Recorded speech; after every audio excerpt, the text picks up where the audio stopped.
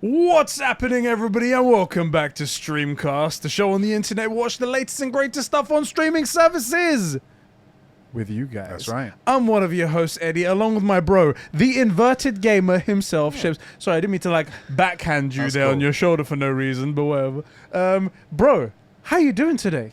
Yeah, doing all right, man. You doing good? Right. You ready to talk about some Moon Knight? Yeah, buddy. You was just saying before, and I am up there with you. Yeah. Moon Knight. How are you feeling about Moon Knight right now? I don't know how I feel about it. Like, I'm definitely not hating it. Yeah, definitely. Let's make that clear first of all. While I'm watching it, it's good. It looks good. Good shots. I love the sets, especially in this one where they have that little hearing. That was a great piece. But I'm not like finding myself looking forward to it. No, it's not bad. It's not bad. Mm-hmm. But like when WandaVision was coming up, I was like, yeah, boy, it's Wonder Wednesdays. Wonder came on Friday, but doesn't matter. It's now it was now Wednesday, so okay. Wonder Fridays doesn't roll off the tongue the same way. It doesn't really work. Same with Loki when that was coming out. Falcon and the Winter Soldier, all that stuff. I was like excited for them, and I'm not racing home to get to watch this. But every time I sit down to watch it, I enjoy myself. Yeah. It's an odd one, isn't it? It is. And also, every single other episode, I'd have at least one double-sided page of A4. I like to write my notes handwritten. Yeah. At least one. Sometimes going up to 4 of things that we needed to talk about. This, I haven't got past 1 page. And they're like double-spaced and stuff. I don't... Like, things are happening, but nothing's happening. I'm with you on that. It's strange. It's such a strange feeling. I like you said, not hating it at all. Yeah, I mean, and there's some cool parts of it as well. It's like the reflections and how Steven and Mark are in the reflections and how they're all very different and they line up the shot in such a way to make one thing we can all agree on how good Steven's accent is. Exactly. Everybody. Perfect. Flawless. I actually think it's good. You're all idiots. The accent is good. We just agreed on the last one that sometimes the placement of some of the English slang doesn't work 100%. Like, you know when he's fighting that dog thing, he's like, you're in my end, so I'm like, that works, and then they keep having him say stuff. I'm like, nah. It's like, what's the next thing in the dictionary, English dictionary you read? There's the slang dictionary. Say Let's word go home one. For some bubble and squeak. Bruv, no one's saying that. No one says that. But then, like you said, it's like, I'm not on the edge of my seat. Right. And like going, oh my God, what is going to happen next week? Yeah. And also, it doesn't help that I think in the last episode, we basically figured out how that the whole personality thing and whatnot. I 100% believe that is it. I would be willing to put the great name of Eddie on that to bet. So it's going to get worse though, because I'm assuming you clocked at this episode. There's a third personality, right? Yeah, cool, good. As long as we're on that same. Well, that's the thing. We haven't seen anything from this person or personality, but there's something going on in between. I gotta say, let's just quickly talk about this. I actually really enjoyed the way they did it because both Mark and Steven think the other one's done it. Yeah. And the fact that they never sort of questioned that it wasn't the other one yet, because they haven't, it's been pretty full pace this episode. Yeah. I thought it was really well done. Well, spoiler alert, I think it's Khonshu. Just saying. I'm going to say that's definitely up there. Well, as soon as we saw the council thing and then the gods are taking over the avatars' bodies, I was like, well, we know what's going on here. I will say one thing on the opposite end of that. Yeah. Mark was fully aware that it was happening. So... Wait, fully aware of what was happening? That Khonshu was speaking through him and stuff. He was like very aware that was happening. No, at that moment, but I'm thinking... It's definitely possible. But did it seem like he didn't know it was going to happen, It felt like when whichever one comes through and everybody's dead, that they've had a transition with the other one. But if there's a third personality... then it would be that same transition and they wouldn't have known what happened. So I think, if my theory is correct, that Steven is like all of the nice, sweet, soft stuff of Mark, that's been pushed aside. Mark's actually neutral. He's like that sort of 80% of himself where like he's good in most situations, he's generally okay, and then all the There's a worst pure assassin, stuff. terrible person. So like Steven's all the good stuff. There's this third personality that we don't know, that's all the like worst parts, all the aggression and violence and stuff, and Mark's in the middle and finds himself in situations where, like, because we see him fight on that rooftop. Yeah. He doesn't immediately slaughter these 3 guys. Yeah. He doesn't put on the suit, which he could. Yeah. He just takes them out, and by taking like, he doesn't kill him. He doesn't. He's not covered in blood. Yeah. Like he was about to kill that one kid, and then he end up slapping him instead. Right. So he has like a conscience at least. Yeah. He's not full on like rage monster or whatever. Right. But something is. And also, Khonshu might also keep that secret from Mark because he's all about the bloody vengeance. So if there's another version of Mark, he just could potentially just be like, this is still useful to me. I'll keep it quiet, and I'll just belittle Steven every now and then. Yeah. Yeah. So that's sort of like where I'm at. A little bit of me, I am really curious. I kind of want to Google it, but I'm definitely not. No. I want the show to sort of tell me, and I'll form my opinion about it there. Yeah, we're in this now, so let's stick with it. Before we get going with the review and everything like that, I have to say, first of all, sorry about last episode, how we couldn't read out comments and stuff like that. The internet was out and everything just went bad all at the same time. We're very sorry about it. We do have the internet back now, so we can read out comments, and we will do that for this episode. Thank you all for sticking by. And seeing as we're talking to the guys directly who are watching right now, let's thank a special group of people, our super bros who support us over at patreon.com/conversations. That's right. It feels awkward not moving at all, but the second I even nod, they're going to be like, oh, damn, he didn't dab. This is the thing. He's being a showman. He's putting like emphasis on stuff. Yeah. And then you guys are like, you're a dickhead. And he's like, fine, I won't then. Yeah. I won't. Enjoy your slash. That's it. People who support us at patreon.com/conversations. Our super bros support us at the $15 tier. Those amazing people are Diogo Dildo, Isak the Ultimate Cumsock, Sabine from Smallville, the Star Wars Encyclopedia, Adam Sunling, Jeremy Renner, that's right, an official Avenger, Super Sus Ben Fryer, the Filthy FIFA Fanatic, Joe McCormack, Clock the 53rd, super sexy producer Sean, Jack Nicholas, that's his legal name. That's his legal name. That's what he actually is. You guys are all wrong. And Kevin, the number 1 sim.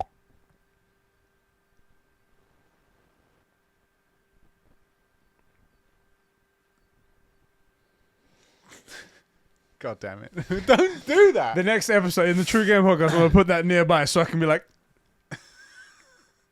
one arm stretch over my head like, I'm really happy because I remembered for once to get the AC. Yeah. So for at least those 3 seconds before you made me laugh, it was actually silent. Dead silent right there.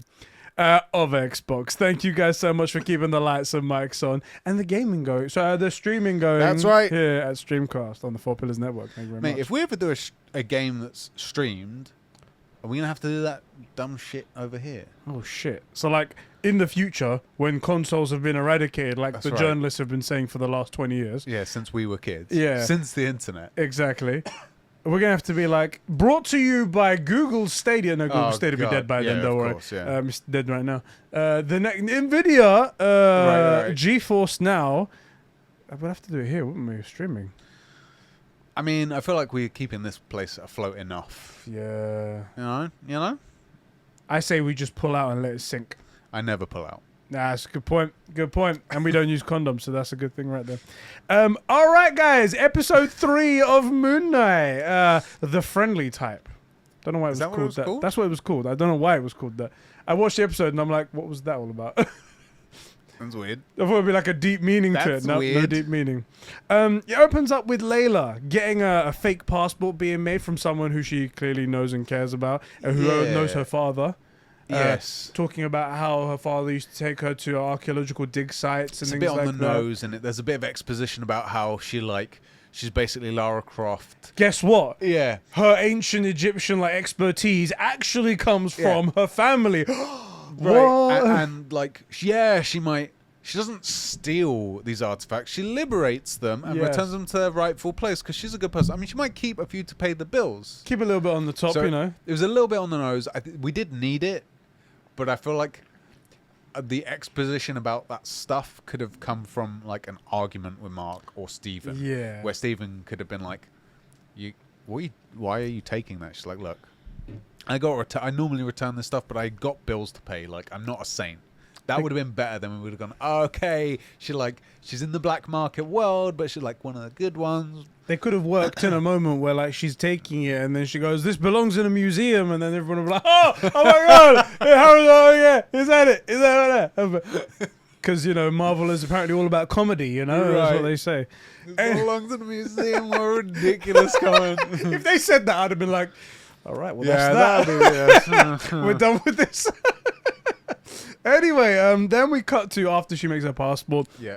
Gets forged and one, she leaves. Take care of yourself. Then we cut to Harrow, Ethan Hawke's character. By the way, for the whole time, I was like, man, this guy's name is too on the nose. It's Arrow. It's not Arrow. It's Harrow. It's his last name. I'm like, they're calling this guy Arrow? He doesn't have a bow. He's just like, what is this about? Oh, his last name. It's like Marvel are trying to steal the iconic character Arrow from DC, these fuckers. He's in the desert with his flock, trekking around using the scarab to try and find Amit's tomb. Yeah. They get to a certain point and the scarab's just like, yo, it's down here. Do you know what's really annoying? At that exact moment, I was like, man, all this thing's going to do is turn around. They're never going to know when they're on top of it. And then it just goes, whoop. That's convenient. Fuck. All right, well, that's worked out then, didn't it? Worked out. And then he's like, we found her. Oh, God, she's here. We're here. We found her. Start digging. Everyone starts getting excited. This guy has umpteen followers, and they couldn't get an excavator. They were digging by hand, bro. Don't worry about it. We got these. Yeah, that's these bad boys. How do you think these pyramids were made? Oh, wait, it was the aliens. Sorry, my apologies.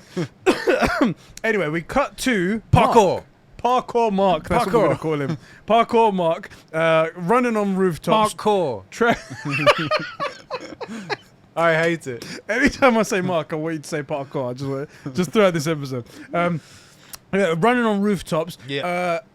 Sorry. Is he following someone? Because we don't actually see him following somebody. No. We see him just parkouring. Yeah, it's he's weird. just parkouring over these rooftops, and then he gets to these guys who just killed a dude. Yes. It was like, presumably the dude he was. I needed him. He was going to tell me where Harrow was, and that's apparently what he's doing. He's tracking Harrow through Cairo, through the mean street. The mean rooftops of Cairo. Exactly. And then these guys, just turns out they are the backup dancers for Boys to Men, the Egyptian version, it turns out. That's right. Because they all just start pulling out knives and then doing funky dance moves. And it's like, wait. I gotta say, I really appreciated that there's that one flashy guy, and then halfway through the fight, he like goes to like the blade and Mark just like decks. Isn't it? The fuck I is wrong really with you, appreciated that, yeah. Anyway, they kill the guys, and then they start beefing with Mark. There's a nice little fight scene right here. It's pretty good, yeah. And then what happens? And in the moment, he grabs one of the knives and he puts up against one of the guy's faces. I think it is, yeah. The kid he slaps, but there's another guy who puts a knife up to his face and he sees Steven's reflection in the knife. That's right. And Steven's like, don't do this. And at that moment, Steven sort of takes control. He just sort of like blips into Steven again. But then when he wakes up and he's in a taxi. And he's driving across town. On his way to the airport, the guy says, yeah. He speaks in Arabic. He's like, yo, where the hell are you taking me? And he's like, oh, now you speak Arabic, bruv. A second ago, you pretended to be a foreigner. And he's like, also, where are you taking me? What I really like, the taxi driver, a lot of people won't get this, but the taxi driver really kind of sells this thing. Because he was like, why are you pretending to be a foreigner? ... in parentheses, because you know we rip them off. Yeah. The price is you just add the foreigner price. This is a common thing. This could have been half price for you. Right, exactly. It's like, why are you pretending to be a foreigner? That's the dumbest thing I've ever heard. And he goes, oh, I'm taking you to the airport. Anyway, he stops. He happens to stop right there. And what a spot of luck. Next to him, outside the window, literally, are those two guys that he was fighting with on a rooftop, look pretty battered up. Yeah. And he's like, hey. And the guy goes, oh, just leave us alone, bro. Also, and I'm like, wait, Steven fucked them up? So this is the thing, and this is why early in the first transition, I was like, maybe Steven did get himself into a spot of trouble and didn't know how to handle it and freaked out and killed people. Yeah. Seems unlikely, but possibly, because he's up there with 3 guys that killed a dude. Yeah. How does he get out of it? But also, it must have been a real culture shock, not a culture shock, but a real shock to go from like getting your ass beat by this dude to him going like, look guys, I really don't want to fight. Can we just go? I'm just going to go. You just stay there. I'm just going to go. Like, I'm just going to go, guys. I'm going to go get some tea and crumpets. You know? Like, that must have been really shocking. And they were like, well, at least he's gone and we're not getting beaten up or killed. And then they come down the stairs and it's, do you know what it probably is Steven took himself down, got in a cab, and they just drove forward. Okay. That's why. Probably really close. Yeah, To me, it was like, oh yeah, it's like 20 minutes later, but we're That's stuck in what a I bit of thought. traffic. And then fucking he's just right there. And I'm That's like, what I thought. What? Yeah, it's probably a lot quicker than we thought. That makes more sense now. Yeah. Anyway, so yeah, he wakes up and then he sees those guys there. They try to run away, and Mark goes after them. And then another blip. Yeah, he grabs one of the. I think. Except not like a blip, not like the blip, like Well, just a. We already said we're not calling it the We're not blip. calling Like it that. that. Because, anyway, he chases after them, gets one of them in like a bazaar somewhere, pushes him up against the wall, sees again Stephen in the mirror, and he's like, "Yeah, don't do it." He blips again, and Then they wake up in the middle of pretty much nowhere. yeah, One guy's just slaughtered on the ground. exactly. He wakes up with his hand on a knife, and Yeah. the knife is in the other guy. Yeah. And he's just like, "The fuck is going on?" Stephen, what did you get yourself into? He's like, "I didn't do anything. What are you talking about?" Anyway, there's one, and the kid is still alive. Yeah. And Khonshu sort of tells him, it's like, hang Hold him over the edge. Yeah. He's like, I don't want to. He's just He'll a kid. talk. I'm not gonna. He'll Not gonna. talk. He's like, he'll talk. Don't worry about it. Hangs him over the edge and holds him by his scarf. He's like, tell me where Harrow is. Tell me where Harrow is. And the guy's just like, in Amit's name. That's it. And he just cuts the scarf and fucking drops to his death. Yeah. And all Khonshu could just be like sitting over the edge with his leg hanging over. It's like, huh? I thought he'd talk. See, this is one thing. I feel like we learned a lot about Khonshu in this episode, especially at the end. Yeah. But how much do you care about ants? And this is a literal god. Yeah. So, I mean, I don't know how much. This is the thing, it transitions, like, Yeah. especially when he's having we'll talk about it in a second, when he gets to the trial area, it seems so different. Yeah. I don't know where I stand, at least with Khonshu. The other gods, I agree. They don't give a fuck. Yeah. Oddly, Khonshu seems good, but then also bad at points. It's Right, like, like the fuck is up with that? He seems, let's say this, I think this is a better way to say it. He at least seems active. Yes. Maybe good's not the right word, but Yeah. at least he's involved. Yeah. You know? The other guy's like, alright. Yeah, the rest of them are like... And I don't know what else they're doing. I feel like they just told the human race in ancient Egypt, like, guys, we're going to get some cigarettes and some milk, back in 5. Yeah, exactly. See ya. Bye! You guys need help building those pyramids? No. Just get some Jews to do it. Don't worry about it. Bruv! I didn't do it. They did it. I didn't do it. I didn't do it. I would have been like, no. Also, there's a good point. Khonshu missed a man of justice. An entire race of people. The whole lot of them. Should have just executed all of the pharaohs. Just that's Man's it. all enslaved and stuff. What's he doing? Hey, Khonshu, you're sleeping at the wheel, mate. Innit? What the hell? So yeah, I didn't even think about that. Bad guy Khonshu. Fuck this guy. he dies. The kid dies. Yeah. And Stephen is like speaking to him, sort of like in a reflection that he keeps seeing, and he's like, What did you get yourself into? What did you get yourself into? And he's like, what do you mean me? It's like, this isn't my fault. It's like, how about you stop taking your orders from a bloody pigeon? He says. First of all, that was really good. Fair point. Second of all, I think I might actually go back and rewatch this scene because I feel like this is really well scripted. I felt like it was scripted at the time, where what Steven says could be taken to mean like it wasn't my fault. Mm. And what he actually means is this wasn't me, and just the exact wording that he uses makes it so that Mark doesn't realize there's another person involved. Yeah.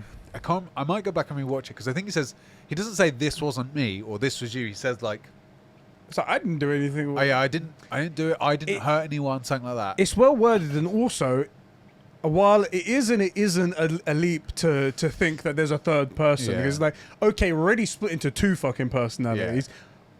What are the odds? We can't be split into a third.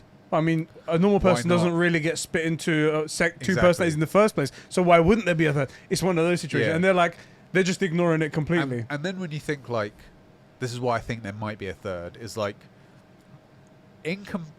before we thought Mark was all the hard stuff, right? Yeah. But actually, now that we're seeing Mark in control, he's quite reasoned. He's trying not to hurt people often. Yeah. When he is in a fight, he's not trying to kill people. He'll kill someone if they need killing, but he's not trying to go after it. And then we think back to all the other times when Stephen has come back, and it's slaughter. It's brutal. So in Sweden or wherever the frick it was. Wherever He's they were. covered in blood, which we've never seen Mark get covered in blood like that. I'm telling you, I think this is just Khonshu. I That'd don't be think it's a interesting. third person. I think it's Khonshu taking control the same way these guys are doing it in the trial. Yeah. And because he's silent on all of this, he doesn't mention anything. He doesn't say. To be fair, he doesn't talk as much as many people. So there you go. But anyway, we'll find that out soon. Yeah, we will. Khonshu tells Mark that he puts over the edge, blah blah blah. Oh, and then they go, okay, well that's that. We don't know where Harrow is now. Where are we going to track him?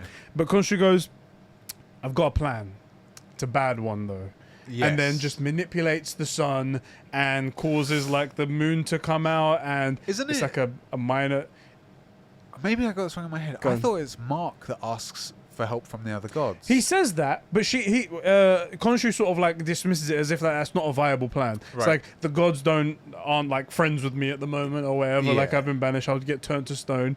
But then I guess he just realizes like we're gonna need. I think we kind of need them. So then he just manipulates the sky and turns the moon there, which sort of like conjures everybody and goes okay. Like, and then he summons a door in a hallway. Apparently, I think that's actually all of the gods that summon the portal to bring him to the tribunal place, or wherever they're going to go. He goes like a portal could appear anywhere for all of the avatars, and he goes through. And he says, "Aren't you coming with?" And he's like, "Oh, don't worry, I'll be there." But he walks off into the direction. That was a bit weird, a bit ominous right there. And the meeting place turns out it's in a pyramid. It's the Great Pyramid at Giza, right? One of those ones, you know. It's really cool because inside it's like. The rock, I guess, is covered in gold, or it's made of gold or something. And Stephen's in the reflection going, "Oh my God, we're in the Great Pyramid." He's freaking out. He's nerding out. And he says it like a boiler, like a geyser, you know? Oh, a fucking geyser. A geyser. And he walks in, and it looks beautifully kept in there. I guess no one can go. Has anyone ever been inside one of those pyramids? Just the gods? I don't know, bruv. Is that anyone out there who's a history buff? Have we ever been inside the Pyramid of Giza? I mean, we do have all of history at our fingertips. It's true. Let's have a look. What is inside the pyramids of Giza? I mean, they've got stuff inside, but like, it's just little hallways and stuff. I was wondering if they've only been into like the outer bits and they haven't been into the center bit yet. Maybe. I don't know. Anyway, someone, if you're a history buff and you know about this stuff, let us know in the comments. Has anyone been into like this sort of chamber? Is this like, because this could be a cool thing where it's like history has never been in one of these areas, then because it's hidden by the gods or something. I mean, it definitely doesn't. I'm just gonna hit images from the pictures I'm seeing. It doesn't look like that on the inside. Yeah. So, I think you're probably right. This is like a thing that people don't go to. Yeah. All right, so they go in there, and all the other avatars of all the other gods start appearing through portals in, like, the sides of the pyramid. And one of them comes up and speaks to Mark, and it's, I didn't catch which god it was, but it was the god of love and music.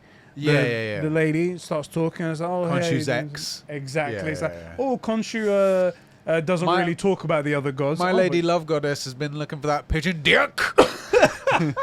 Been wanting to sit on that beak all day. Oh no. And then they go, okay, let's start questioning what's been going on here. Mark stands in front of all of the other god avatars. Is there anything? I mean, look, that's like an inside scan. There's like 3 rooms. This seems like bullshit to me. Yeah. You're gonna build that whole house. Imagine building Buckingham Palace and putting 2 rooms and a basement in it. Yeah, it doesn't seem right. And I don't mean the whole building is 2 rooms. I mean like your bedroom and somebody else's bedroom and then a basement. This seems bullshit. Seems bullshit to me. Sounds fishy here. I just chalk it down to the people who built it.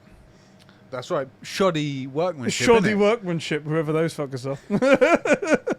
Anyway, they're in there, and it turns out that this is a trial for Khonshu and all of the terrible stuff he's been doing so far, and how he's been going against the gods' wishes and things like that. So basically they say that we've had it up to our beaks with you. Mm-hmm. You can't be manipulating the sky like that. Because we all decided we were going to like take a step back and let humans do their human thing. He goes specifically, he's like, if you do it one more time, then we will turn you to stone. Yeah, or imprison you in stone. Imprison you in stone. That's it. And they say as well, they're like, this is what we agreed and whatnot. We're not going to interfere. And he starts taking over Mark's body in a shouting way. And it's sort of like... I quite like it. So, you abandoned humanity. Like, I stayed here to protect. You guys all abandoned humanity. And it's like, we didn't... But they're all talking normally. They're like, we didn't abandon humanity. It looks probably like the other avatars. Us. Yeah, it looks like the other avatars and their gods have a much more symbiotic relationship. Yeah. Although I will say, what's the point in having an avatar if you're just not involved? Right. Bit weird. Anyway, so they have this discussion, and he does... I gotta say, I love that when they summon... fast forward. He says what the reason is. He goes, trying to raise Amit's tomb and whatnot. Yeah, they summon Harrow, which, by the way, I don't know if you... They show it. It's more obvious at the end, but the whole time, he's still walking on the glass. You can hear the, like, clink, clink, clink every time Harrow steps. You can hear the glass in his sandals. It's awful. I didn't hear that, actually. I'm going to go like this and that. But they go, like, let's summon the accused. Yeah. And they summon Harrow. He just pops out one of the portals. And he walks in so timid. And everything is just sort of like... Well, he's just a bloke. he's just like a thing. And it's all a fucking act, this bastard. He's like, I was once tormented by Khonshu as well. Yeah, I'm he's just a manipulator. I'm just trekking in the desert. If that's a crime, then I mean, what and whatnot. Well, I feel like these gods. Come on, man. Maybe go and check out where he kept. Like, what are you doing? These guys are dickheads. This is the bit I have a problem with, because these gods are all so powerful and omnipotent, omniscient, whichever one it is that's all seeing and stuff like that. And then they're like, this just regular mortal is just like, I'm just walking in the desert. Yeah, little old me. Little old me. I'm doing nothing over here. I'm just walking in the desert. What are you doing in the desert? Sorry, I know you're walking. Like you're just going for a stroll. Right? Yeah, okay. It's like Ra. Take the most powerful god and avatar. Go just check out what he's doing, just so we all know and report back. And they barely ask any questions. They're like, oh, so he says you're searching for like Amit's tomb. It's like, no. How Khonshu? How would he know where Amit's tomb is? Well, he found the scarab that actually takes you to the thing. What? Right. Let's do so. That could be serious. Let's investigate. Otherwise, the whole world is in danger. Yeah. No. It's okay. No, I couldn't. No, I mean, he said he wasn't. He said he wasn't. And he wouldn't lie to the gods. You don't just say. You can't just say you didn't. You have to. It has to be the truth. Gosh, kids. But he said. Silly old Khonshu. Also, I don't remember, but does he arrive with his cane? No, he doesn't. Okay, because that's kind of a potent. I mean, that would have been something as well. I wonder if they could like detect the power that's inside, right? Must be able to. I must have just left it outside the portal when he got summoned. I'll just leave that there. I'll just leave the evidence. Just come back. So where's my fucking cane? Take the scarab from me, quick. quick. Can you hold my phone as well? I don't want to lose it, you know. Reception in there's awful. Awful in there, awful. Anyway, so they ask him, and then Harrow sort of flips the script and turns it on Khonshu. It's like, Khonshu has taken a vulnerable man. This Mark here, is unwell. He doesn't even know his own name. He calls himself Stephen. He calls himself Mark. He doesn't know where he's from his or what he's doing. Bob. Exactly. So he could be anyone. And then they ask him, like, can we speak to Mark? Yeah. So they speak to Mark for a moment. It's like, Mark, are you unwell? As if like that's the only thing that matters. Yeah. These guys, for a second ago, didn't give a fuck about humanity. Also, let's give a fuck about Mark. Mark tells the truth. He's not compelled to. Harrow's been lying his balls off. Right. I don't get it. Just before this, I do want to say one thing I've really appreciated is when Khonshu is like accusing Harrow, like, you're a deceiver. I'm like, fuck. It's obviously like taking a toll on him to like. Yeah. That was really well done. I quite enjoyed watching. Like, Jesus, that was. Oh boy! And then like looking around, like, why are none of you struggling? He says as well. He's like, yes, I am unwell. Like, is there anything? But he is looking for Amit's tomb. Just because I'm sick doesn't mean he's also not a dickhead. Yeah. And it's like, but they don't. They just completely ignore what he says. Like, fuck's sake, you can't just believe this guy's word, but then not this guy, or at least investigate for yourself. And this was the only bit of bullshit in this whole episode that I found. They just completely dismiss what he said, and he goes, "All right, council adjourned. We've decided Harrow is completely innocent. He can go about his way, and you know, if the universe dies, you know, who gives a fuck, right? It's ridiculous, isn't it? But Khonshu, don't do what you're doing, okay? Yeah, don't. Yeah, naughty bird. The naughty step is waiting for you. Otherwise, it's a bit. I don't know, man. It's a little bit. It's dumb. It's like, you guys are the gods. You're supposed to be Egyptian gods. I'm calling it now. We'll get Bullshit. a scene with all of the avatars in their suits, Yeah. like we did for Shazam in it. They'll all be in the Ra suit and the. I don't know any other god suits. God's names. I bet it's going to be, unfortunately, I bet the opposite. Unfortunately, I think they're going to only notice at the end when everything's all happened. And it'll be like, Khonshu, you was right about all of this. And it's like, yeah, motherfucker, I was. I It's told like, you. You've redeemed yourself in our eyes. Yeah. It's like, I don't give a fuck about your eyes, Yeah, you know? yeah, You're yeah. all assholes. Anyway. Man was telling you for 2,000 years. Anyway, so everything breaks up and they all go their separate ways except for the one love and music goddess, Avatar, who speaks to Mark and says, like, there's another way to find out where Amit's tomb is and whatnot. You don't have to have the scarab and stuff. I believe you, so we can try and figure this out. He goes, you have to find the sarcophagus of Senfu or Senif or something like that. And this was the person who knew where the location of Amit's tomb was, and you can find out from there. And it's like, well, where's the sarcophagus of thing? Well, it's on the black market, so you can try and find that. That's your start. Thanks for almost nothing, lady.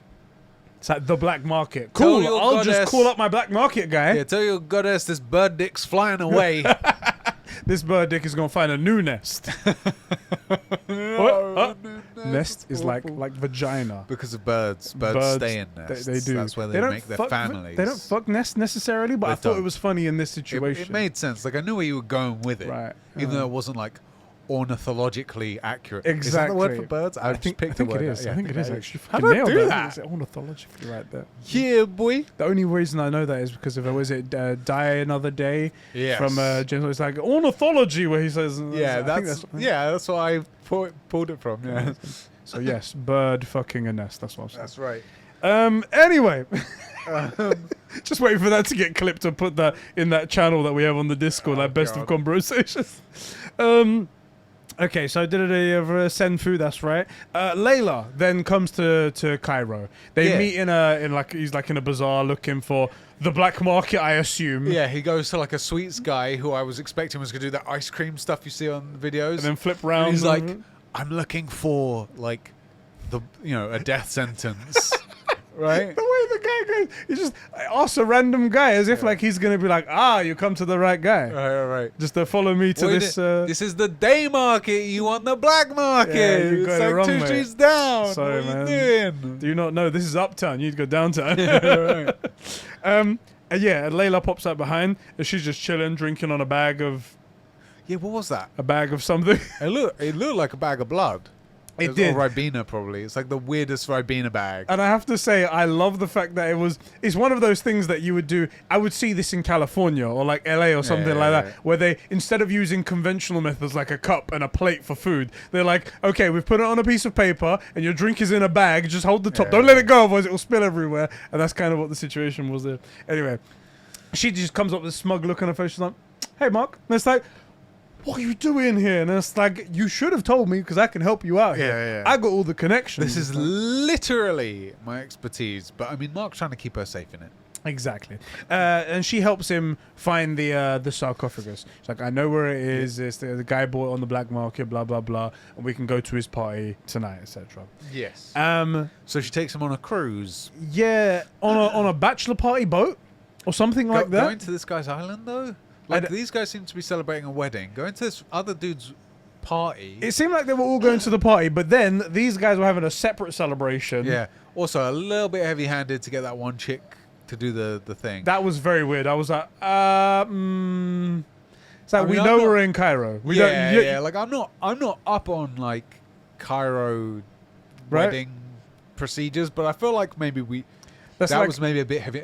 We're heading to the Americans. We're heading to Turkey. Make sure we have a kebab in view. So someone needs to be like, kebab and a fez on everybody you see. Would you like chili sauce, my friend? It's like, we get it. We get it. A bit heavy-handed. Anyway, it was a bit weird. I was like, oh no. And then they have such a touching moment afterwards. They did. They like have a discussion. They're like, why, like, did you leave me behind? And it's like, I'm trying to protect you, etc. And then they start talking about their relationship, how how perfect it is they are supposed to be together. But then Mark realizes that the reason why he's divorcing her, trying to get her out of the way, is for her own safety. To keep her safe in it. And also the reason he pushed her away is brushes her because away. Khonshu wants her. Also, I love how they're like holding hands and he's like slaps their hand. He's All like, right. cheers, mate. Bye. See you later. And she's bad. You She's can tell pretty she's hurt hurt, by yeah, that. it's Tell she's pretty hurt by sad, that. yeah. I'd be fucking hurt by that. Anyway, then they get to the bad guy's party, I guess. Yeah. There seems to be a big old thing going on, and they see the bad guy jousting. It was weird. Fucking just why jousting particularly, and weird. not in armor. Guy just wearing a robe. Yeah, it's weird. But actually, he's not wearing a robe when he's jousting. He's just Also, shirtless. He's And not then he actually chucks on the robe. jousting. He's just on a horse slapping sticks with people as he goes past. That's a good point. It's a bitch version of Slack. They just go, they're like, ride past each other. Ching! Yeah, because Ching. what's weird is almost all cultures, anyone that domesticated horses, has some form of riding competition like this, right? All over the world, let's say like up to Asia, right? Yeah. So like Western to Middle Eastern. And this took like a Roman style paddock Yeah. with like Middle Eastern maybe to like, you know, mountainous like horseback wrestling, so you're naked from the waist up, so there's nothing to grab onto, so you have to wrestle. And then added jousting sticks that weren't jousts, they were spears, that then they like, it was really weird. Maybe this is a very specific cultural thing, but it wasn't like a sport. I would It like was to like know a if it is, show. because it seems like it really isn't. Like there isn't logic in Right. in this. It Sorry if we're offending any sort of amazing like ancient tradition. like I think even pretty close to this, Turkey, they've got horseback wrestling and stuff. I think it's I haven't seen Turkey. horseback wrestling, but I don't know. I might be like I'm a not little too bit clued up. Might on be a this bit stuff, though. further up then, but I've seen like horseback wrestling. It's freaking intense. Yeah. It's ridiculous. These guys, I don't know how these guys do it, because if you fall off a horse in the wrong way, Wait, it's what crippled Superman. innit? A horse got Superman. It's kryptonite and horses. Exactly. This is something that I don't want to mess with. But I don't watch touch bears horses. wrestle on horseback. It's intense. That'd be It's quite the interesting. weirdest thing. Also, because then someone will get actually physically pulled out of a saddle. Oof. It's cool to watch. I would never do it. Yeah. Well, you have brain cells. That's why. Right, exactly. It seems like a terrible idea. But like, I don't know why they were doing this. And they're like, oh yeah, they even say like, oh, he's got this display. And he's like, no, he gets trained by the best.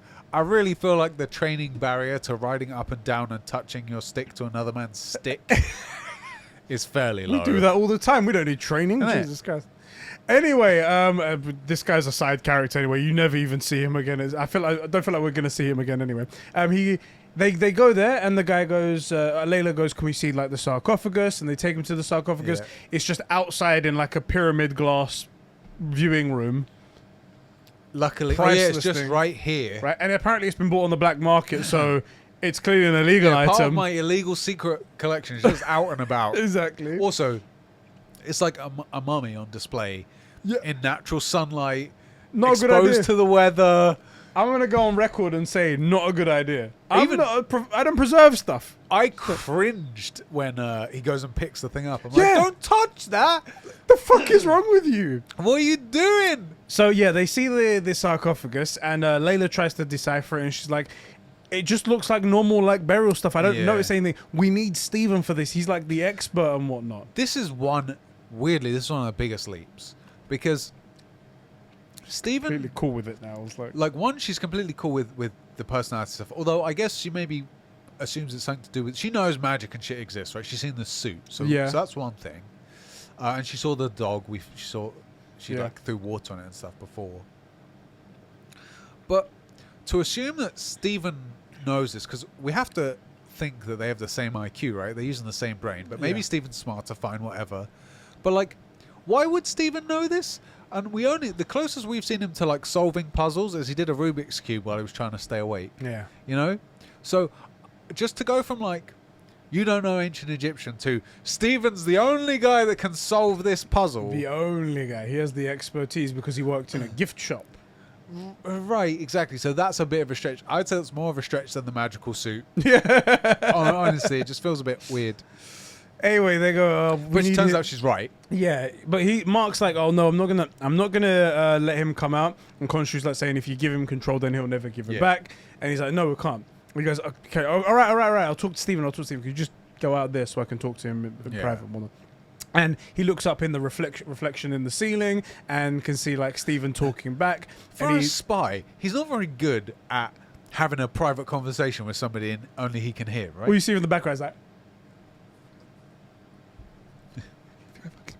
like... it's like, chill the hell out. Like, this dude is definitely... He's had some sort of training, right? Must do. I just think he's not MI6. That's all. That's what it is. He's still a learner. That's what he is. Yeah, he's no James Bond. Anyway, him and Steven start figuring it out that the tapestry on top of the mummy that's very delicate and thousands of years old needs to be touched and folded and creased and stuff like that. Oh, and then mate, the way in the desert he manhandles this thing. He folds and creases, like, put that one up against this one. But before he can do anything, security guy comes up behind Mark and pops a gun in his face. He grabs his gun, flips it round, points it at him. Everyone draws their guns and is like, immediately like, yo, I trusted you. And I was like, are they pissed about him touching this stuff? Is that what they're pissed about? That would make sense, but no, it's not. Because it seems like it's over nothing at that time. And then afterwards, after this whole thing happens and he gives back the gun... He gets a word in his ear that someone's here. So I don't know what's going on. No, I think it's that rich guy's double crossing Layla because they have like something maybe. Yeah, or whatever. They mentioned that they had like an issue before, and they were burying their hatchet and stuff like that.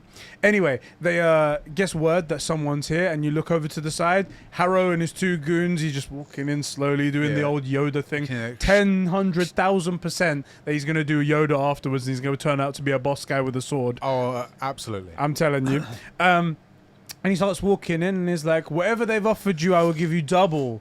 To what they've given you. I mean, he hasn't got money, but food, clothing, exactly, a place to stay. And he's like, what more could you want? And he really manipulates this Anton guy, I think his name was. And he's like, instead of them giving you a clue, how about I give you the actual treasure? And he shows him the scarab, and the scarab is like floating and stuff like that. And he gets lured in by that. He manages to walk close enough to the sarcophagus in like the doorway that he then shows him the cane that he's got, the stuff that he's got, and it's all glowing on purple and stuff like that, and distracts him for long enough that and he starts chanting his stuff. No, it's not even a distraction. He says, look, let me show you, and it's like, it's a show of power. This is a fraction of power you can gain if you side with me or some shit like that. It's something along those lines. And he you don't know the power of the dark side. If only you knew. Luke, both of us, we can rule this galaxy. I think he does it on purpose as a flex to be like, yo, you think history is cool. Turns out magic's real, and I've got it. Yeah. That's the real. And he uses that power, demonstration of power, to destroy the sarcophagus, hopefully destroying whatever evidence was there to find Amit's tomb. And he does that, and in that... Does he hand over the scarab as well to I think he does hand it, because he doesn't need it anymore. And he gives it to him, and that's enough of a hubbubaloo and enough of a proof of power for him to not question anything and not do anything. And Harrow just sort of slips off after that. That's what these type of people are like. You know, you show them a little bit of magic and they just never ask another question. They're like, oh, I'll just follow you no matter what. I've risen to power for all my own ways, but I'll just do whatever you want. History's proven that whenever someone's shown power, no one questions it and they just go about their lives. Right. Jesus, for example. The whole you know religion what, was You've formed been around him. My people a lot in this thing. My people. I wanted to get something in it. You're in Tyler, man. Do you want to calm down? Jesus Christ. Mate, you've been mentioning Tyler's people a lot. And yeah, they were all together. And in the distraction, while they're looking for Harrow, where the fuck he's gone, because he's just disappeared out of nowhere, Mark skips out, busts up into the suit, and he's on top of the thing. Look sick. And he's on top of the place where the sarcophagus was being held, on top of that little pyramid display case. He's gone. And they're all just like, oh shit, he's there. They start shooting at him. Oh shit, he's there. That's what they say, word for word. You should do the script for this. I should. Oh shit, he's there. Classic writing, classic Eddie writing, right? And they start shooting, all guns blazing. Layla pulls out her gun, starts shooting people left, right, and center. She have a gun? She picks up a gun. Oh, she picks up a gun. And she kills I think the two bodyguards that were with Harrow, because they were a bit slower than the guy with the walking stick, I guess. I guess. They die. She takes out a few people around her. and Moon Knight does the thing from the trailer where he glides down and his cape turns into a moon. Yeah. And iconic. If only there was another character with a cape that turns into something, some sort of figure that is well known, right? Right. It's typical DC copy and Marvel. You know how it is. And he knocks out a few people. They get into a decent little fight. Now, the fight is a little underwhelming, I have to say. I fully agree with you. Because it seems like he has super strength. He does have super strength. But then he doesn't. He doesn't, yeah. He has invulnerability. Yes. He gets stabbed with multiple spears through the body and out the other side. They shoot at Mark. Oh, yeah. And he covers Layla. The cape catches everything. And then he, like, full Neo flips the cape around and shoots people with their own bullets. Yeah. Which doesn't kill anyone, no, weirdly. No. I guess it's, like, maybe not full gun power. Like, they just throw them back. It's like, and they're like, ow, owie, that really hurt. Am I bleeding? Right. No, but ow, though. Yeah, but am I bleeding? No, I'm not, but are you sure? Ow. It feels like... It feels like ow, it. though, okay? Yeah, owie. Seriously, that smart. But then he throws metal moon boomerangs at people that makes the iconic sound of when you kill someone. That's how you know you've killed someone. So it goes... Exactly. Stops and they fall over, they're dead. Exactly. And then their shoe flies off. And then he gets into the Roman-style horse pen, which isn't appropriate for Egypt. Yeah. Weird. Odd. Weird. So weird. And then, like, fights with a few people, and then some guys are like, oh no, everybody's got guns. Let's get on these horses and pick up these sticks. Which does seem to work a lot better against them. It does. They get like a 2 through his chest, and they're like sort of dictating where he can move because they're there. And then they get 1 through his hand, and then jab that to the ground. See, this is pretty cool. I'm like, oh, this is that traditional horse combat stuff. This looks very like Egyptian cavalry stuff. Cool, very cool, very cool. Also, it's kind of like a weird snippet of history. Yeah. Like, this might have been something the first Moon Knight or Khonshu Avatar had to deal with, right? Cool, very cool. And then he's like, it's stopping me. Oh no, Layla's in danger. Don't worry, guys. I was faking it. I'm actually the click, clack, break, dead. Exactly. Save Layla. It's so bizarre. It's like, Layla! And then just breaks them all out, kills all of them, runs all the way over to Layla, who's like on the ground, jumps over her and just takes out the guy on the horse, I think it was. Anton is like, also realized that guns aren't working. I'll pick up another. My apologies. He doesn't take out Anton. He actually grabs Layla, pulls her out of the way. He starts riding off into a fog of smoke, throws one of his moonerangs, and he gets hit. The classic sound. Yes, and then he just rides goes off into the darkness. So he's obviously coming back, I guess. Here's the weird thing that we never really addressed. Yeah. Where is it that Layla's on the ground and he saves her? In the pen. Yeah. Which is enclosed. Yes. And Mark just keeps Anton just keeps riding off into the... Is that fucking... Seagull? Are we near the sea? So, like, they're in the pen. He saves Layla. Anton rides off, not in the pen, and gets hit in the darkness by one of these things. It's weird. Also, you know Layla's necklace? Yeah. The whole time I'm like, that's definitely a shank. That's definitely a shank. Yeah. That's definitely a shank. She's about to get murdered, then she's just like, oh no, Mark needs my help. This is a bit that we skipped over. The main bodyguard guy. Yeah. Unnamed bodyguard 1. Yeah. Attacks Layla in where the sarcophagus is because she grabs some of the pieces that are left. Yeah, that's right. She takes it. Yeah. After a bit of fighting and whatnot, she, like you said, sees that Mark is in trouble, takes off her necklace, and then just like double shanks him in the chest. And I'm like, yo, this guy's gonna crazy. Kill her, right? Yeah. Like, she's obviously good in a fight, but this guy's like a hitman type guy, has a shank, is fully trying to murder her, and it's like she's dealing with it. Basically getting beaten up, and then decides, oh, Mark needs me? Never mind, I'll stop playing around. What are you doing? This was a life-threatening situation. You should have been in that mode from the get-go. Right. Also, it was so obvious to me that necklace was a shank. Yeah. Or shanks, that when it happened, I was actually kind of disappointed. Because I was like, that was so obvious, and it took her this long. What should have happened is the guy should have pulled out a knife, and then she should have gone, oh, yeah? Yeah, and then that would have been cool. But the fact that she waited and this then long, struck them together, and then sparks flew out. That's absolutely. Shing! Oh, oh my fire! God. Also, like, I don't know if these bodyguards are sticking around. You just saw magic and shit. Yeah, I'm not gonna lie. Moon Knight's arrived. They're like, you're watching this guy getting shanked with spears. I didn't sign up for this. This is right. This is my thing. I mean, maybe this guy pays really good and has a great dental plan, but like, I don't know. I don't know, man. Or I can at least go away and be like, I chased after them. Yeah. Didn't Oh, work that out, one guy, so. super strong, knocked me into the river, bruv. Like, that was so tough. The Nile. I just came back from the Nile. That's where I came from. Go watch out for those Niles. Yeah. Anyway, they get done and they're like, okay, we've got to get out of there. Yeah. Which they do. They do. And drive off into the desert in a. They drive off into the desert, and then randomly somewhere in the desert they stop, and they were like, "Look, we have to try and figure out where Amit's tomb is." Yeah. And I then feel they like start, maybe you don't just drive aimlessly in the desert before knowing where you're going. right? They just went into the middle of nowhere. Tyler's people spent 40 years in that place. Oh boy, he's gonna laugh at this. He's gonna laugh at that. As if he watches our it's content. true. He doesn't. But we don't. Who watches our content? To be fair.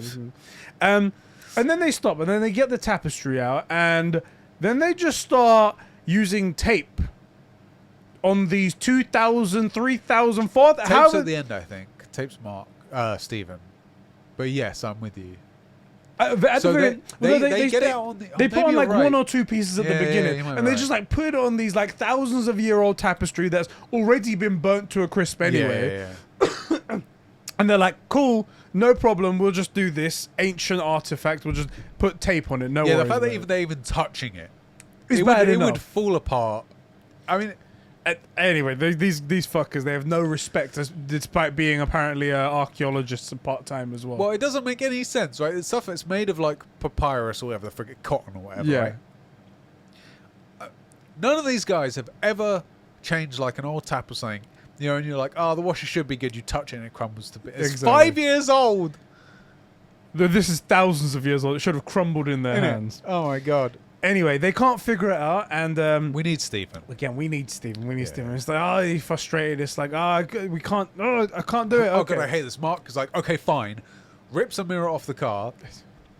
Just manhandles all the pieces. Walks over, dumps them in the desert. By the way, they've got sellotape on them. Now it's all covered in sand. Exact. Oh, yeah. Oh, that's gonna be awful. That is gonna be awful. Anyway, he puts it down, looks in the mirror, and is like, all right, Stephen, you're up. Yeah. Skits out, and he does his thing. And he starts putting pieces together. Yeah. Layla comes over, and it's Stephen. It's good old Stephen. I do like, I really feel like we're onto it. Because, you know, when he's like, oh, yeah, I'm just doing this puzzle. She's talking and stuff. But then when he sees her, he just, like, He's just looking at her. I don't know. I really feel like that's all of... I don't know, man. I don't want to big myself because it's such a good storyline. Yeah. And if it's not right, then I'm going to hate the show. It seems so good. It's don't mess it up, Marvel. Don't mess it up. Innit? Anyway, he lines it all up and it forms like a star shape. Yeah.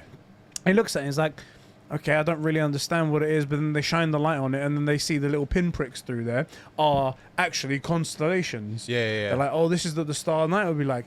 And Layla was like, quick, like, don't worry about it. We've got the internet at our fingertips. We can figure out where this is and under what position these constellations are. But Steven's like, no, that's not how that works. That way, yeah. The stars that have drift over like thousands of years, not a lot, but a little bit. But that could be the difference between like miles this way or miles that way.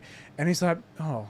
We'd have to know what the sky looked like on the day that this thing's... And this is where Khonshu says something, which I suddenly makes him like more human or more personal. He goes, I remember that night. Yes. I remember every night. And you're like, that's really kind of sweet, man. Exactly. That's quite cute. And he's like, every night? I can turn back the stars to that night. But when that happens, it will come at a cost. Yeah. And when that happens, the gods will take me back. Yeah. When Mark gets back, tell him to free me. Yeah. Tell him to free me. And he starts to turn it back and he goes, I'm going to need your help as well, Stephen. And he busts into his suit right there. I got to say, we did forget one thing. In the middle of the fight, Stephen pops up. Yes. And the suit changes. He takes over to try and stop him from killing people. And then he turns into the three-piece suit. And that's where he starts getting shanked. He's like, Mark, take over. That was really good. I'm really glad we're seeing the three-piece again. Yeah. That suit looks very slick. Especially in the wind when he's like doing that. It's like, it's flapping around. It's great. Yeah. You look fucking awesome, mate. Right. And I feel like, would it have like looked better if it was Mark's suit? Yeah. but it looks more iconic, or vice versa. Like it probably would have looked more iconic with Mark's suit. Yeah. But it looks better with Steven's. Because it's so like juxtaposed and out of place, and also him and Khonshu for once are working together, and Khonshu's not calling him a parasite. Yeah. He starts turning back the stars, like we said. It's pretty cool, yeah. It's a very cool way, and you see the sun as well going like up and down, the moon moving and stuff like that. It's really, really cool. Unfortunately, the entire world is seeing this happen at the same time. Yeah, it's not so much like, oh, this is visually what it looked like. It's like, no, let me just show you what it looked like. The guy turns back time, it looks like, in the sky. And I'm like, surely that has other ramifications. Right. We could have just visually done something. Anyway. I feel like he could have gone like, oh yeah, you see that iPad? Let me just whoosh. There you go. Done that. There. I guess he doesn't work with technology. I guess That's a good point, yeah. It's like, I've got a huge beak. I don't know how this works. Yeah, I literally can't see it over the end of my nose. Sorry. He turns back the sky, and Layla's in the sky, just like trying to triangulate where they That's are. That's how iPads work. Exactly how they work. Also, the fact that they had connection there and we didn't have it here for 2 days in your home in London. Virgin Media, what are you doing? And she figures it out. Yep. And all of this is happening while he's turning back the sky. His power was being drained because the other gods back at the pyramid. Oh, is that why it's getting more difficult? I think I so. thought they were just tiring out. No, I think what my interpretation was, it was being drained because slowly the stone sculpture of him was being made. Yeah. So he was being like crammed into it as it was going piece by piece. And that's probably that's a much better way to look. That's the way I saw it. And they're like doing their ritual thing, like calling him back. And slowly the stone piece gets made, and it's Khonshu. Yeah. And he gets taken away at the just as soon as they figure it out. And Mark like collapses. Stephen collapses to the ground. And Layla's like, Stephen. She's like, what? She's like, Stephen. In a manly voice, just like that as well. Voice, yeah. And that's it. That's all that happens There's one from more them. Scene. Go ahead. Harrow. Yes. Weirdly, why would you invite him back? Yeah, this is a weird one because he's not an avatar. He Right. is just a Brer now, and you guys don't care about humans. They're like, and why also don't it's you go Ra. and Ra's like the Zeus of this group of gods, right? Who invites the old avatar who's no longer like this guy doesn't work here, bro. Yeah. Hey, do you want to come into the great temple of Giza? Of Giza, where you can like say a few words to this guy who tormented you or something that you claim? Whatever. It's weird. So like he asks, can he hear me? We think so. We don't know, but we think Your so. gods, what the fuck are you talking about? This is your Also, magic. There is one thing where early on, maybe in the first time, that somebody says he's surrounded by others. It might be here, but like they make it sound like there are other gods imprisoned in stone. They say something like where others. I thought it was something like where others once were, or like maybe they. I don't know, but it made it sound like other gods are there or have been there and locked in stone as well. Yeah, it's very strange.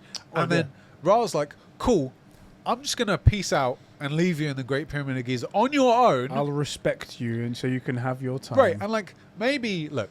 I appreciate that there doesn't appear to be a desk with sensitive information around. Right? Yeah. But like, what are you doing? And he just walks off. Here you can hear the glass. Yeah. Which, bruv, what are you doing? I don't know why he's doing that either. It's like a trail of blood, like. Oh, yeah, that's the one thing. Where's the blood? Yeah. You be bleeding bears. And he like picks up the statue and says. What does he say? He's like, he says a couple of things. One thing that stuck out to me is like, just so you know, you're the reason I'm like this. Your torment has forged me into what I am now. Yeah. And I'm like, whoa. Yeah, so it starts, I think hardcore. Yeah, he says something like, I used to enjoy hurting people for you. Yeah. And because he says it is that torment thing. It's like, whatever you did to me has turned me into this. The way you treated me and messed with my head. This is all you're doing now. Yeah. And then he's like, but it made me strong. And so this victory is thanks to you, mother fricker. Yeah. So it was pretty hardcore. I do quite like Harrow. He's a pretty decent villain.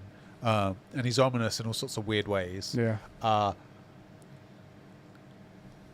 Now we'll find out, right? If I was gonna say, like, if maybe the reason like Stephen and Mark can switch is because there is that magical element to them. So if they don't keep switching now, if one of them's if Stephen's stuck in the body until they get power, that will mess something up. But if they can keep switching, now we'll know if it's a third person or not. That's a good point. Yeah, and we'll know if it's Khonshu or if it's Stephen. Yeah, okay. Right. So I guess we'll find out in the next episode then. Yeah, so that's the end of the episode. That's episode 3. Again, I don't know what it was why it was called the friendly type. That's weird, isn't it? Doesn't make any sense to me whatsoever. But hey, let's gloss over that. Let's kick it over to our boys, people who have written into Patreon. For some reason, I've been logged out, so I need to log in again. Patreon.com/conversations. Exactly. The one and only, the greatest place That's on right. Earth, right there. Some might say. I'm stalling, so until it opens up. I'm stalling. Private Dingleberry writes in, fantastic name. He says, "Again, this show is killing it for me. I love the way the way that this episode, in a lot of ways, directly mirrors the first episode, as we see it all from Mark's point of view, and he blanks out every time Stephen or." It says in brackets, or whoever is taking over control. Buddy. I really enjoyed the relationship between Layla. It feels like there was something genuine there. Yeah. Also, the fight scenes were top notch. I love that he actually kills people, just like Batman. I don't know why you. Yeah. That's the reason. He's a carbon copy of Batman. What you mean is Batman, they copied this. So Moon Knight kills people, Batman kills people. I mean, he uses the same boomerangs. He's got the cape. All they did was just change the color. They just hit invert. Exactly. Invert, done. It's like black, white. There you go. Right, exactly. Simple. The fight scene he actually kills people, and it doesn't just cut away or happen off screen. Another great episode overall. Love that. See, like, when I read that, I'm like, yeah, I fully agree. And then someone's going to write something that's going to be, oh my days, Alpha. Alpha, yeah. I assume it's Alpha. I can't see the name at an angle. Of course it's Alpha. Of course it is. Like, if someone wrote one and were like, I'm not really enjoying it for these reasons, I'm like, yeah, I feel that. And then you read that, and I'm like, yeah, Dingleberry, I'm feeling that too. I'm really, like, I could go both ways on this. What it is, we're impressionable, and these guys are just... That's it. We've got these impressionable little minds. Alpha Aquila writes in. He says, I really like that music. The first for an MCU property, except for Guardians of the Galaxy, of course. But that's not a soundtrack. That's just music they used in the film. Yeah. True. Yeah, so what we're saying is we agree that it should never win Best Soundtrack Awards, right? Best soundtrack in a video game, Guardians of the Galaxy. Oh, for that original soundtrack. Right. Anyway, he goes, changed my mind, and now I'm doing the consciousness stream. Okay, here we go. God damn it. Just to add more to the Batman references, Mark decides to perform some blade dodge takedowns. Yes, he does. Yes, he does. Really cool how he's turning the first episode on its head, with Mark having the time jump instead of Steven.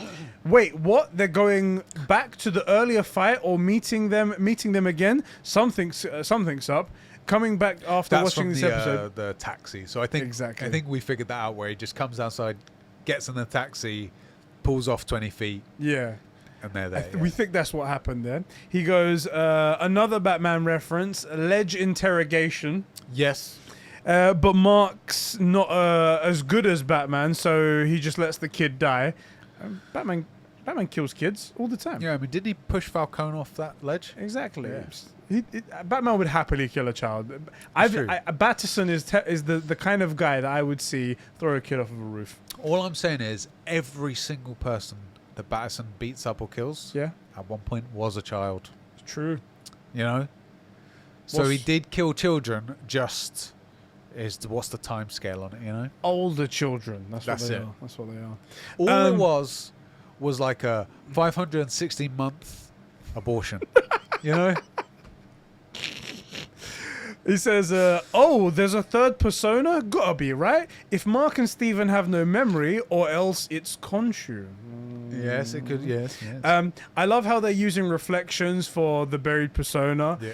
Oh, look, it's Eternals again, but this time they're gods. I actually still haven't watched Eternals. I haven't watched Eternals, and I don't intend to. It looks awful. It looks terrible. I'd rather watch that Prometheus or whatever it is with freaking Henry Cavill. You know, where they're all gods. Is it Prometheus? No. What's it called? It might just be Ancient Gods or something like that. With Henry Cavill? Yeah.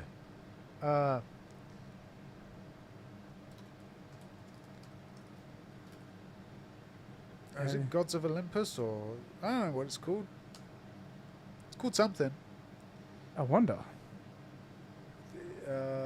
He plays Theseus in something. I don't know. Theseus, There, it's this film. What's this? Immortals. Film? Immortals. Is it Immortals? I think that's what it says there. Yeah, 2011 Immortals. Yeah. Immortals. Okay. I haven't seen that either.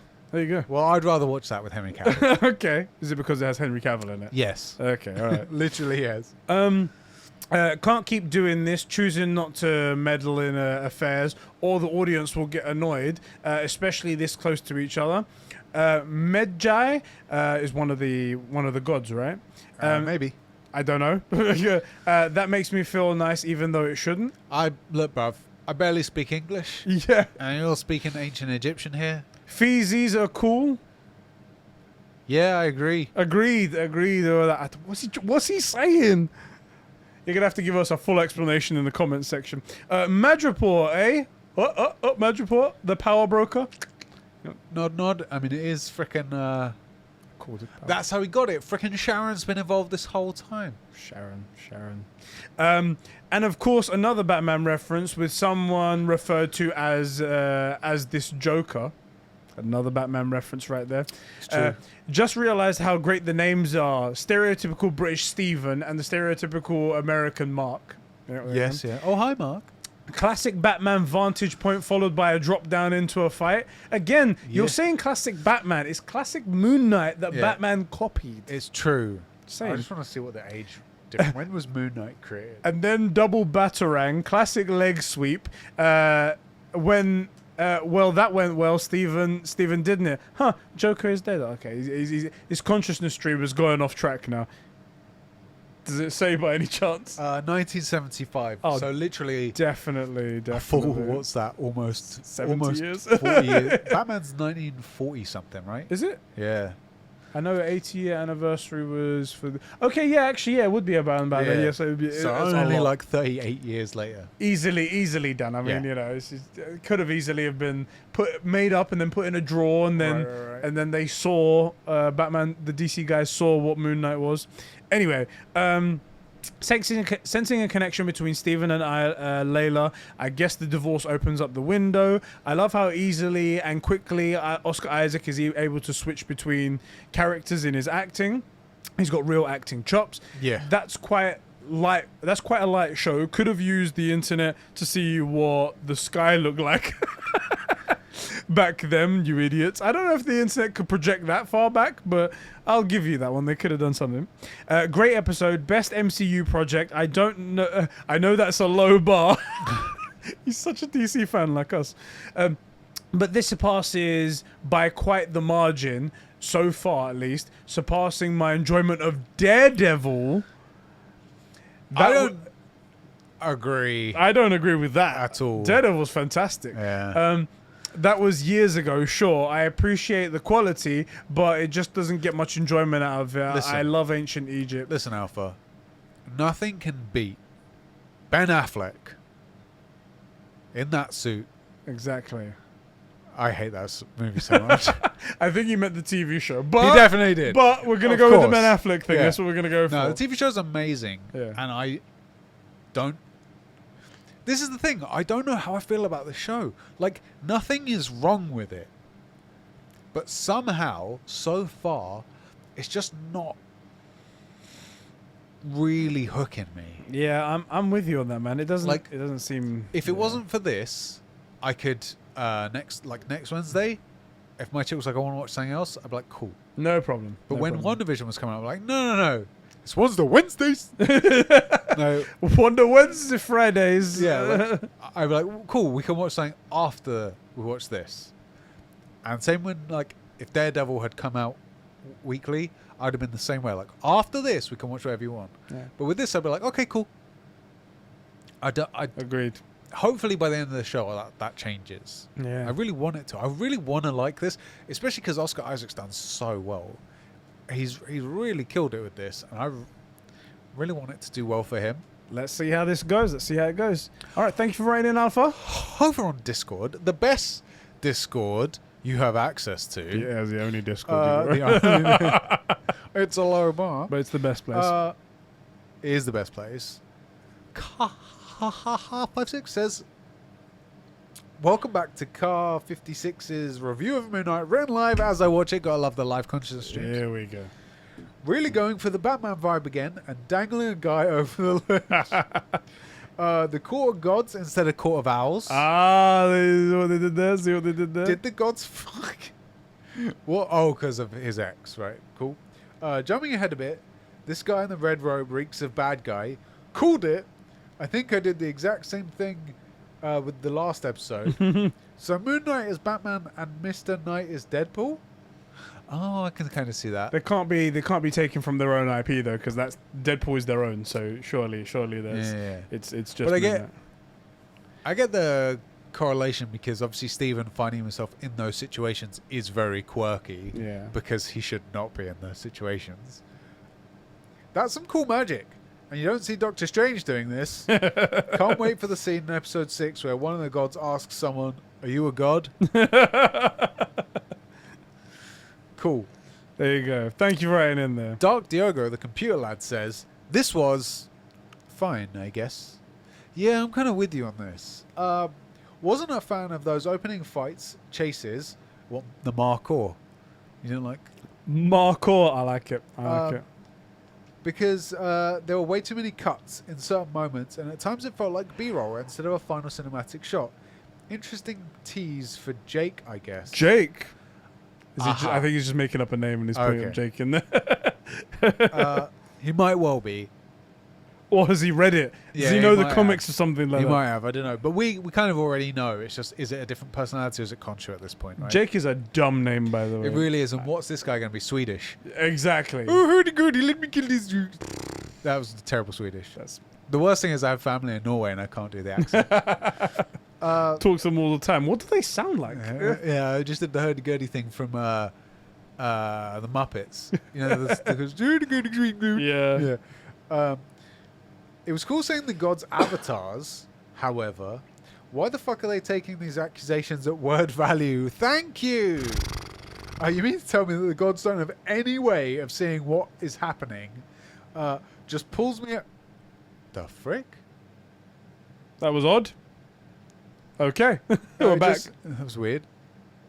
It just pulls me out of the moment when they don't trust Mark's word but trust Arthur's. The idea that the gods are still about and can control stuff is cool, especially when with the stars at the end. I wonder how that affects other planets, right? It's like, I was just saying, like, they're just turning it all back as if, like, nothing. It's totally cool. I No just love problem. this idea of, like, there's the Earth and the Sun, and there's just the rest of the solar system spinning off where it moved 2,000 years and we got moved back. Final fight set piece was pretty good, but Mr. Knight felt thrown in. For reasons, but for laughs again. No reason, but for laughs again. Good to see the Moonlight can still be harmed, even if it takes a while for that to happen. Hopefully we see higher stakes, given that Khonshu is trapped next episode. Yeah, that would be good to see some next. Alpha get fricked. And it's only like 2 words, but I'm not reading it. Yeah. He's been watching Smallville, so I'll give him. Right, he gets a pass. Yeah. Do you want me to read Cryptic? Yeah, go on, bro. Cryptic writes in, he says, great episode, better than 2 in my humble opinion. I know you're going to ask about the third personality. He's named Jake Lockley. So okay, cool. These guys are spoiling it for us now. Bastards! Spoilers. And is a New York cab driver in the comics. Hold on a second. Hey, Mac, get a load of these guys. They want to fight. It's me, Jake. Do you think these fuckers have got together in the Discord server and it's like, let's fuck with them in the next episode. Let's tell them the third person that persona is Jake. And they're fucking putting it in every single one of their comments. And we're going to fall for it hook, line, and sinker. Because we won't research it, so... Of course we won't. Do you think they're smart enough to do that? If it wasn't Cryptic, I would agree. If this was like, if it was Jack or one of those guys, like, I would agree that they would get together. They would freaking do something like that. But Cryptic's not smart Cryptic's enough, right? honest. Oh, okay. He's a good dude. Also, he's totally not a super bro, so I'm not going to beef him out. Is he a super bro? No, he's not. Yeah, so I'm not going to beef him out. He's a good nice guy. guy. Yeah, he's a good dude. So, all right. But that is definitely saying our Discord, the only Discord Would do, yeah. Shit, actually, that might be it. And it's definitely Khonshu now, confirmed. But Marvel like to change things from the comics, so I could see it being someone else. The gods are very, very cool, and them being able to be tricked and lied to too easily by Arthur Harrow is pretty cool in my opinion, as it shows that they have some powers and aren't really omnipotent beings.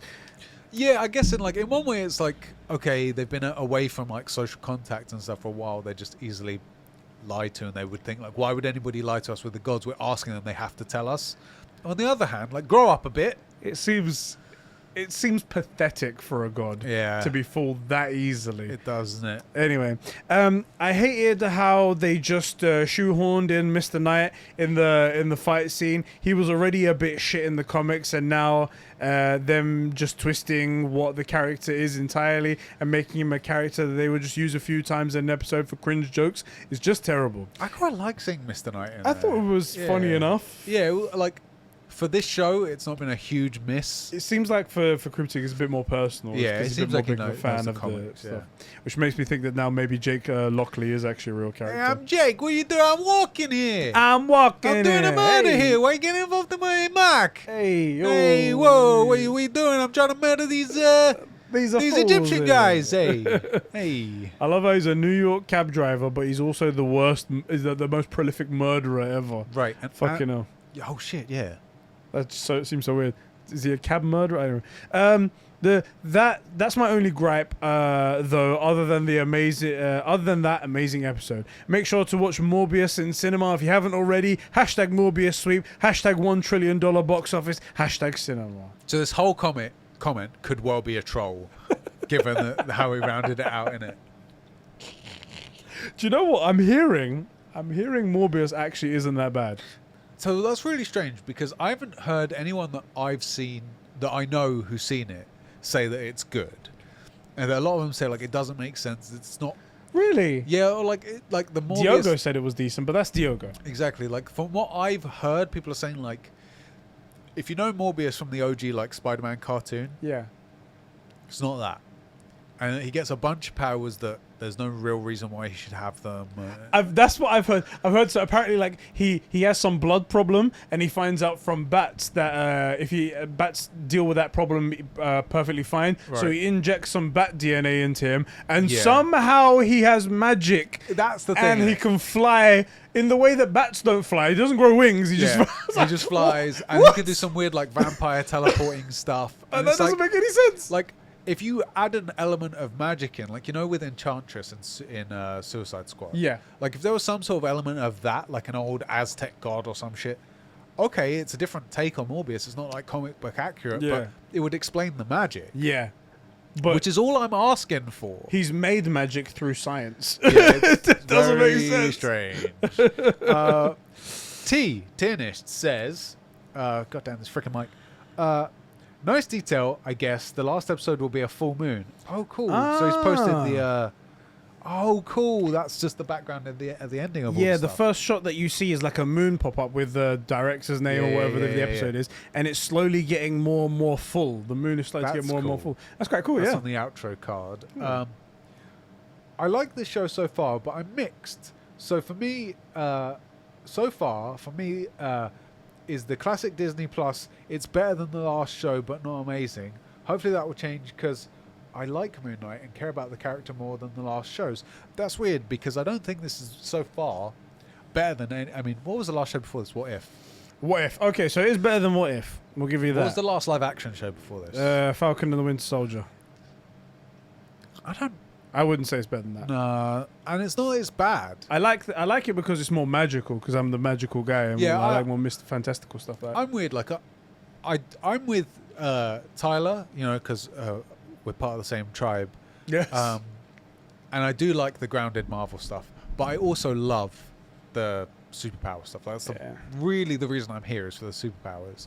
So I dig it for that, but, like, also... Come on, you got to give me something. You know, it's very strange. Yeah. Sage says, the irony of Moon Knight as a TV show is that for all of its advertising as the introduction of a brand new hero, I find it the most interesting for things least connected with the MCU. Yeah, it seems to be. The Ennead? Oh, that might be like, it's the name of the group of gods. Like Maybe. Got the Aesir. Yes. Oh, yeah, I think we heard that in the first episode with Stephen, right? The Ennead, the existence of other avatars, the ideological clash, it's absolutely refreshing in a way that I haven't felt since WandaVision or the end of Loki. A bit of me really wants to see like Ra's avatar in his like suit and stuff, but also I think it would probably ruin it. I want it, but I don't think they should do it. Just like in the OG in the sequels, I wanted Force God Luke to come and just wreck shop, but that would have ruined it. Yeah. So I think it's good that we got what we got in The Mandalorian, but you can't do much more than that because Luke's just basically a god. Yeah. So I don't know, man. This show's really... It's up and down, isn't it? I feel like this is the first show that I haven't actually known. What if we knew it sucked the whole way through, except for the Doctor Strange episode? What if this didn't exist? Right. Absolutely. That's my thought the whole way through. For all the other shows, I'm like, man, I'm enjoying these. And this one, I'm like, I like this. Don't know about that. I'm not excited for it. Yeah. It's weird. It's giving me, in a weird way, kind of cyberpunk feels in that I'm finding this show really easy to put down. Yeah.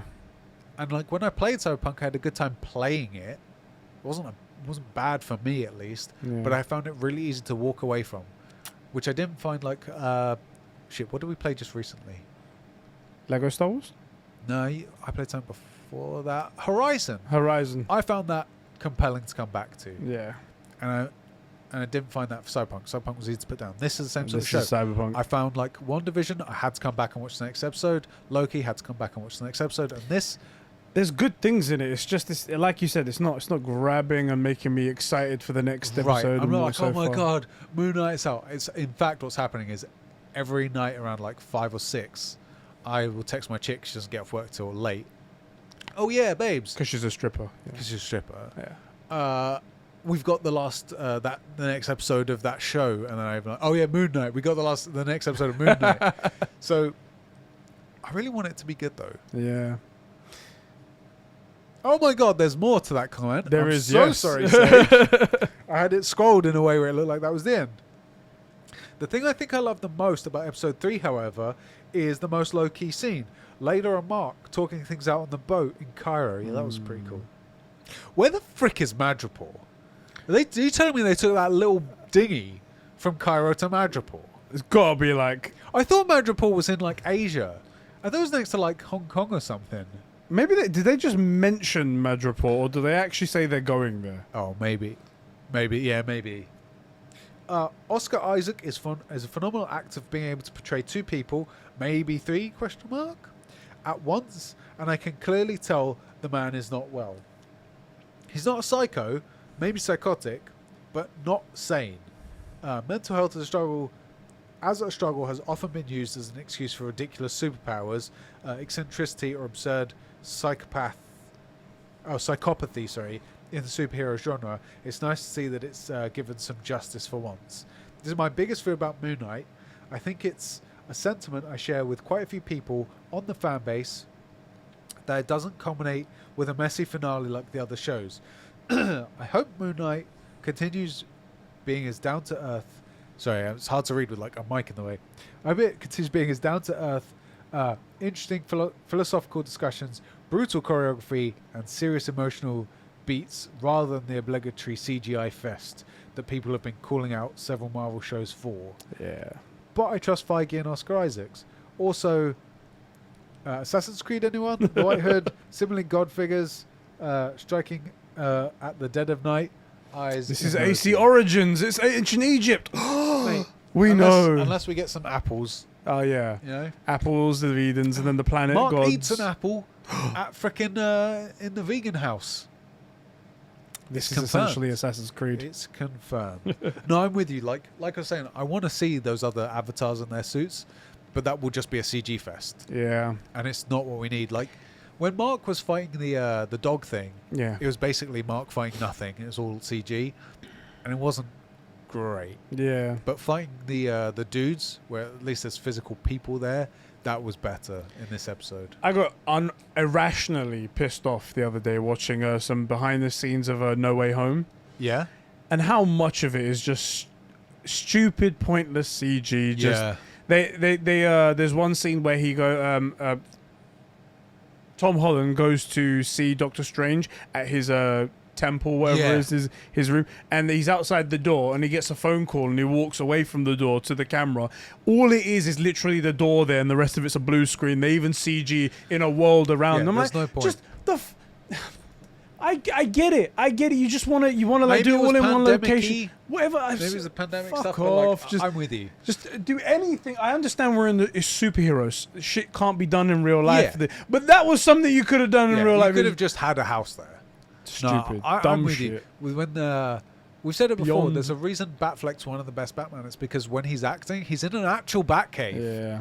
And it shows. When I heard it was a real Batcave, I was like, yo, they built a Batcave? I was like, this is awesome. That is sick, isn't it? And the scene where he drives in after seeing Superman, it's all busted up. He drives in, jumps out, climbs up the stairs, and goes. It's like, that's a fucking great scene, really. It is. Anyway, I hate how much CG is used now in MCU. With you. And also, that's why I didn't like Doctor Strange 1, because it was just an excuse to add all those After Effects images, all the like kaleidoscope stuff. I was going to say kaleidoscope effect drop in, brrr, everything's gone right. And like, don't get me wrong, it can be done well. Like when Doctor Strange and Pete are beefing over the box. Yeah. Like that, it is cool, but I don't want a full movie like that, And I want it to get a bit more practical, or at least have a practical sensibility about it. Like for me, one of the best scenes in that is Andrew Garfield holding Zendaya. Yeah. I think I sent you some fan art, sent you and Tyler, of like just how it feels to me, and is exactly that image, which basically someone did some fan art. It's Andrew Garfield holding Zendaya, and there's what's Gwen Stacy? Emma Stone, Gwen Stacy. Yeah, like her ghost, like cuddling him, sort of like saying, I forgive you, I'm glad that you've healed from this thing. And I really love that movie, but I'm with you. What they really should have done is just got all three of them, injected them with spider DNA. What they should have done. Just practical effects, guys. Come on. Do you want to play Spider-Man? Well, this is the price you have to pay. Right. No, they actually get a spider. They just throw it at him and they're like, let it bite you. It's going in my face, though. It's going to crawl in my ear. It's going in my ear. That is it, guys. That's the end of Streamcast. We really episode went 3. off the end there. We went into a whole tangent right there. Thank you, everybody, for joining us for this episode. Hope you guys enjoy it. Join us next week for the next episode of Moon Knight. Yeah. And we'll catch you guys all in the comment section. Feel free to write in on Patreon and on That's Discord. right. Feel free to write in on Patreon. Yes. Patreon specifically. It's locked behind the $1 tip. But, it's anyway. Okay. All right. Thanks a lot, guys. We'll catch you on the next one. See ya. It's a good thing you made it cool at the end there with the see ya and then the Moon Knight. Yeah. That well, made you be it cool. Moon Knight or Batman. It's hard to tell the difference. They're so similar. Exactly. Well, what if I did this? That's me cutting the power cord and dropping into the water. In the end. That's right. I think the big thing is at least Moon Knight doesn't cry when he murders all these people. Exactly. Batman's a bit of a simp. Fucking bitch. Crybaby. Maidenless. But then he points a gun at another guy. And then shoots. Also, Batman maidenless, right? He has frickin' Zoe Kravitz right there, does the whole daddy energy, and is just checking out her contact lenses. Mark's been pumping Layla's guts for like... Pumping? That's the worst. He's literally like... Do you think he's got those supplements to use? We don't talk about that. That Khonshu supplement. It's all magic.